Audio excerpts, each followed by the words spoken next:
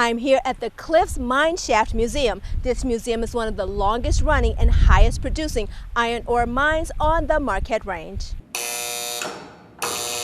From the way they communicate it to the long and dangerous hours, mining life can be relived in Ishpeming. We are lucky enough in that it is still pretty much intact. I would say 90% of the buildings are still here.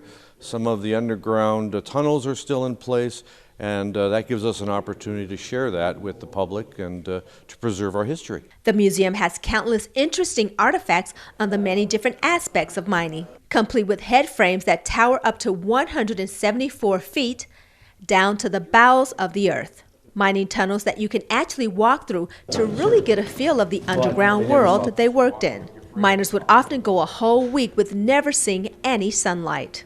Got to remember, when they came up from working, they were wet and dirty, and at 10 below zero, that was very uncomfortable. And so these are tunnels that actually provide them access to the dry building where they kept their clothes and took showers and that type of thing. The tour includes a look at their brass check system.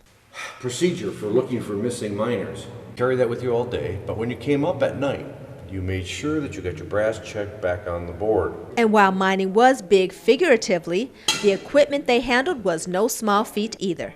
This 170-ton truck has tires that are 12 feet high. And if you're a rock enthusiast, Ishpeming Rock and Mineral Club has on display more than 800 rocks and minerals. We have samples of going 2.2 billion years, and there's probably some that's older than that. We do have specimens of the geology of the mines here and whatever, and some of those are quite interesting.